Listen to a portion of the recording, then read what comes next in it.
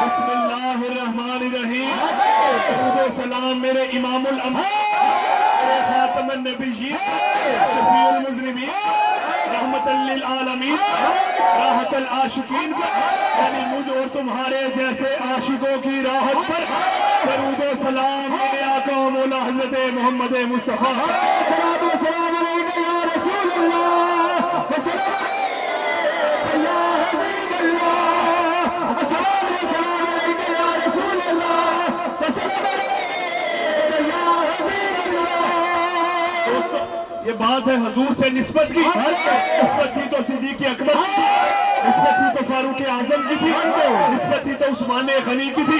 निस्बत थी तो मौला अली की थी, निस्बत थी तो बीबी फातिमा की थी, निस्बत थी तो इमाम हसन की थी, निस्बत थी तो इमाम हुसैन की थी, निस्बत थी तो दाता अली हजमेरी की थी,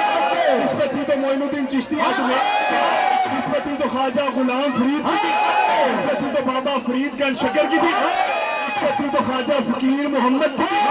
निस्बत थी तो ख्वाजा दीन मोहम्मद की थी। ये चुराइयो जरा जाग जाओ, अगर निस्बत थी तो मेरे बाबा जी सरकार ख्वाजा नूरे मोहम्मद चुराई।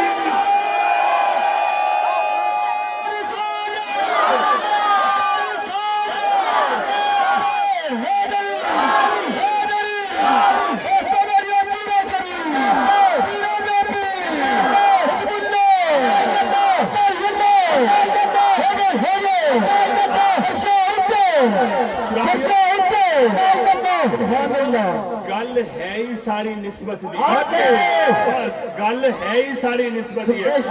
जिदी जिदी मदीने वाले नाल निस्बत है ना, ओदी दुनिया भी सबर जाएगी,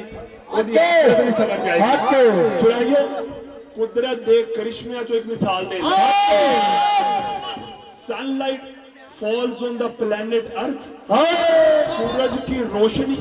जमीन की तरफ आती है। The speed of light is 3 into 10 raised to power 8 meter per second, दुनिया तक आती है। लेकिन कभी गौर करो, in one corner of the world there would be evening or night, at the same time in other part of the world there is daytime। यानी वक्त में दुनिया के ऊपर किसी एक कोने पर सूरज की रोशनी गिर रही है और उस मुल्क को या उस खित्ते को या उस कॉन्टिनेंट को वो रोशन कर रही है। उसी वक्त दुनिया के दूसरे हिस्से में सूरज की रोशनी नहीं गिर रही, यानी अंधेरा है, डे टाइम खत्म हो रहा है, इवनिंग हो रही है, रात आ रही है। Means that this is the principle of nature, that at the same time sunlight would fall on one part of the world and at the same time in the other part of the world there would be evening or there would be night। यानी उसी लम्हे में दुनिया के एक खित्ते में रोशनी होगी, दूसरे खित्ते में अंधेरा होगा। मैं कहना तरीकत दावी को असूल है, दावी को असूल है, पीर ते ओही है, सूरज इको ही है, ख्वाजा नूरे मोहम्मद चुराही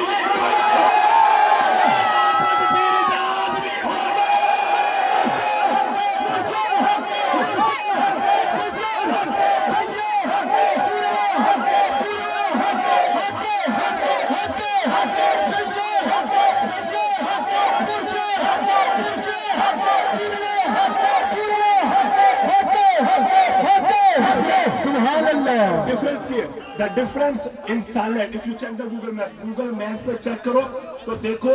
सूरज की रोशनी की इंटेंसिटी परसेंटेज अफ्रीका में हो सकता है 80 हो, एशिया में हो सकता है इस वक्त 60 हो, अमेरिका में इस वक्त रात हो,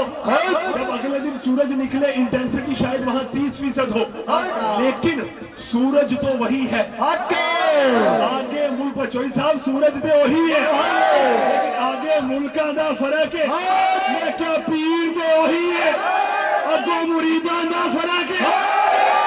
तेरा दिल वड्डा हो, ज़हन खुला हो, परसेंटेज इंटेंसिटी फेज लेंदी अक्ल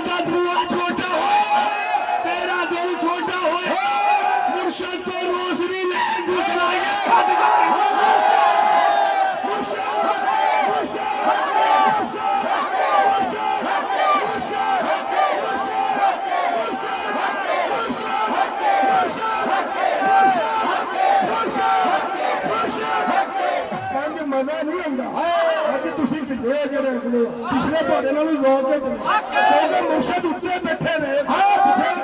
ਨਿਗਾਹ ਪੈਂਦੀ ਤੁਹਾਨੂੰ ਸਵੇਰ ਸ਼ਾਮ ਵੇਖਦੇ ਹੋ ਤੁਸੀਂ ਟੀਮ ਨੂੰ ਮੁਰਸ਼ਦ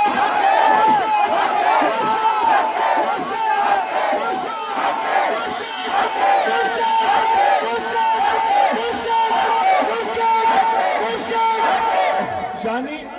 सूरज के सामने जो ही मुल्क आंदा है सूरज तय कर लेंदा है एदे वल इन्नी रोशनी सुटनी मुर्शद के सामने मुरीद आंदा है मैं क्या साडा बाबा बड़ा तगड़ा है जान जांदा है मुरीद आंदा है इसकी कितनी परसेंटेज निकली है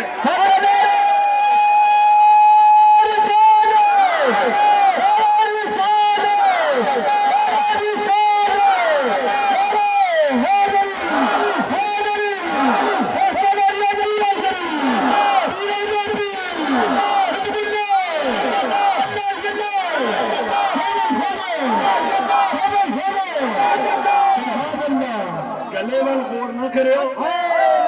कि मैं बड़ा जोर ला ला के तकरीर की थी यार ते मैं हक अदा किया इस इलाके च आंदा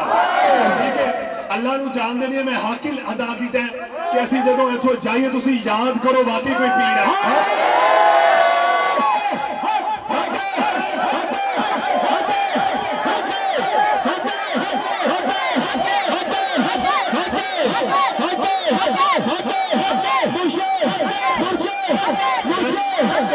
चुराइयो कुदरत दे असूल ने समझा दिता सूरज एक है सूरज दी मानी in the similar way the murshid would be resembling the sun faiz would be resembling out of intensity जितना तू फैज लेना है वो सूरज दी इंटेंसिटी पे डिपेंड करता है मुर्शिद वही है कोई कहेगा मैं आया मेरी बहुती छेती मुराद पूरी हो मतलब तेरी अक्ल दा बुआ खुल मैं 10 साल हो गए मेरी मुराद नहीं पूरी हुई यानी तेरी अक्ल दा बुआ बंद सी सबसे पहले अदब दा भी यही करीना है दा भी यही तरीका दा भी यही करीना मुर्शिद को आना है दिल दा बुआ खोल दिया अक्ल दा बुआ खोल दिया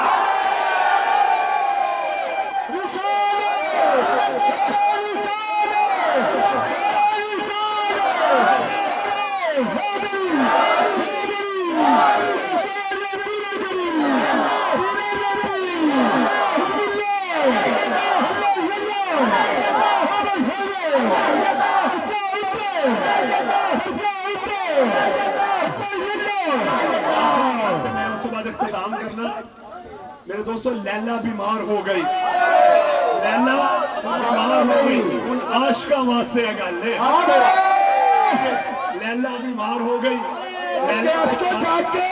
लैला दे घर वाले ने तय किया कि लैला अपना सिर सदका देगी लैला सिर सदका देगी ऐलान हो गए फलानी जगह ते सारे इकट्ठे हो जाओ लैला अपना सदका खुद देगी मजनू नू भी खबर लग गई चुराइयो जिवें तुहानू खबर लग गई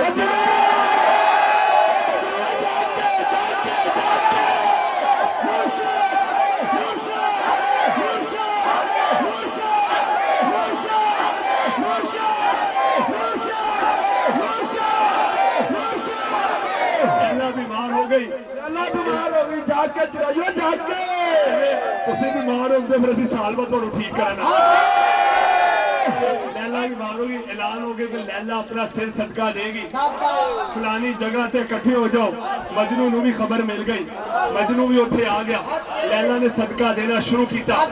उत्थे कतार लग गई कभी एक नू सदका दूजे नू सदका तीसरे नू सदका फिर इन्नी देर च मजनू दी वारी आ गई मजनू अपना डोंगा लेके गया लैला ने मुंह फेर लिया मैं सदका नहीं देना मजनू खाली हाथ लौट गया मजनू खाली हाथ लौट गया उस तो बाद फिर मजनू निकल गया फिर कतार लग गई फिर लैला ने सदका देना शुरू किया सुभान अल्लाह फिर मजनू दी वारी आई लेकिन फिर लैला ने सदका ना दिता मजनू नू ओदे यार तंग करना शुरू हो गए तू ते चलना है तू ते कमला है लैला लिफ्ट नहीं करांदी पई तू भज भज के ओदे कोल जा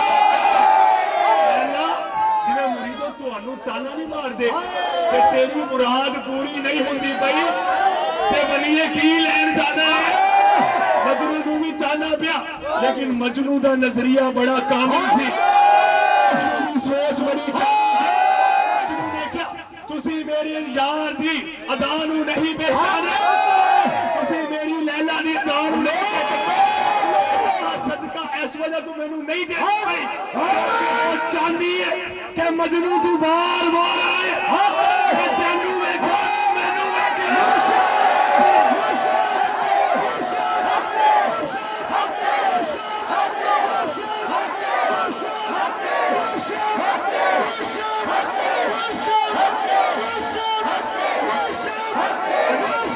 यानी मैं चुराई हुई गल इख्तिताम करना कि अगर पीर को आना है की तौर पे तेरी मुराद पूरी नहीं हो मायूस ना हो मुर्शिद अल्लाह को अता करवाएगा एक इम्तिहान है मुर्शिदी बारगाह दा एतकाद है मुर्शिद कहता है तू बार बार